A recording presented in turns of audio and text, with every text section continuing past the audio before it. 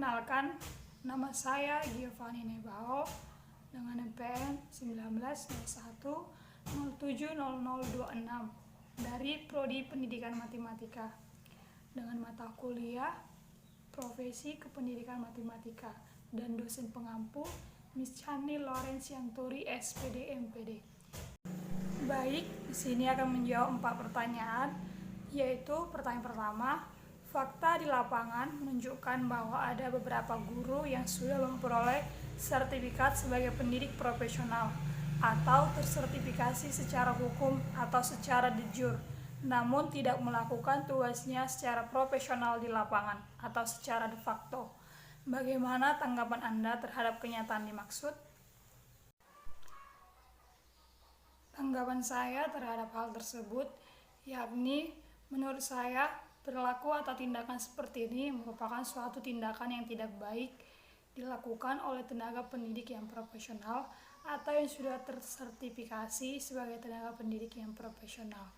Karena sertifikasi pendidik diberikan kepada guru yang telah memenuhi standar profesional guru. Guru profesional merupakan syarat mutlak untuk menciptakan sistem dan praktik pendidikan yang berkualitas. Sebagai tenaga profesional, maka pendidik dikenal sebagai salah satu jenis dari sekian banyak pekerjaan yang memerlukan bidang keahlian khusus, di mana pemerintah secara resmi telah mencanangkan bahwa profesi guru disejajarkan dengan profesi lainnya sebagai tenaga profesional, dan diharapkan dapat meningkatkan mutu pendidikan, karena guru sebagai agen pembelajaran merupakan ujung tombak peningkatan proses pembelajaran di dalam kelas yang akan berujung pada peningkatan mutu pendidikan. Oleh sebab itu, guru sebagai pelayan pendidikan hendaknya dapat memberikan layanan profesional sesuai dengan keinginan dan perkembangan masyarakat yang selalu dinamis. Untuk dapat melayani dengan baik kepada masyarakat, guru sebagai jabatan profesi diharapkan terus meningkatkan dan mengembangkan profesinya melalui kegiatan profesionalisasi tanpa memandang status. Di samping itu, profesionalisasi harus dilakukan guru tanpa memandang posisi tempat tugas mereka, baik di pedesaan maupun di perkotaan. Sebab layanan yang diberikan sama, yaitu kepada anak didik yang memiliki hak mendapatkan pendidikan dimanapun mereka berada.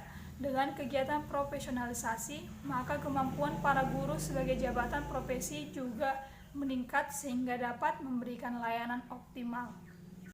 Pertanyaan kedua, identifikasi sedikitnya 5 penyebab munculnya masalah yang dipaparkan pada soal nomor 1 di atas. Jawaban saya, penyebab rendahnya profesionalisme guru dalam pendidikan yaitu 1. Masih banyak guru yang tidak menekuni profesinya secara utuh.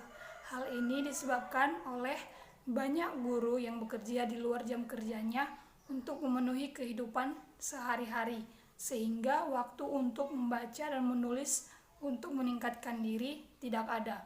Yang kedua, belum ada standar profesional guru sebagaimana tuntutan di negara-negara maju. Yang ketiga, kemungkinan disebabkan oleh adanya perguruan tinggi swasta sebagai pencetak guru yang lulusannya asal jadi, tanpa memperhitungkan outputnya kelak di lapangan sehingga banyak guru yang tidak patuh terhadap etika profesi guru. Yang keempat, kurangnya motivasi guru dalam meningkatkan kualitas diri karena guru tidak dituntut untuk meneliti sebagaimana yang diberlakukan pada dosen di perguruan tinggi. Yang kelima, rendah dan rentannya kepatuhan guru terhadap norma dan etika profesi keguruan. Pertanyaan ketiga, uraikan 5 langkah strategis yang harus dilakukan LPTK dalam mendidik para mahasiswanya guna menghindari munculnya masalah seperti soal nomor 1 di atas. Jawaban saya, 5 langkah strategis yang harus dilakukan LPTK dalam mendidik para mahasiswanya guna menghindari munculnya masalah seperti soal nomor 1 di atas, yaitu 1. Perbaikan kurikulum LPTK berbasis KKNI dan SNPT. Kedua, penguatan sistem pembelajaran yang efektif. Ketiga, mengembangkan model pembelajaran berbasis student-centered learning. Keempat, penguatan program magang kependidikan. Kelima, penguatan pada mata kuliah dasar kependidikan. Pertanyaan keempat, uraikan 5 langkah solutif yang harus dilakukan untuk mengatasi masalah pada soal nomor 1 di atas, sehingga negara tidak dirugikan dengan keberadaan guru yang tidak bekerja secara profesional. Jawaban saya yaitu langkah solutifnya: 1. Pengembangan kemampuan profesionalisme pembelajaran.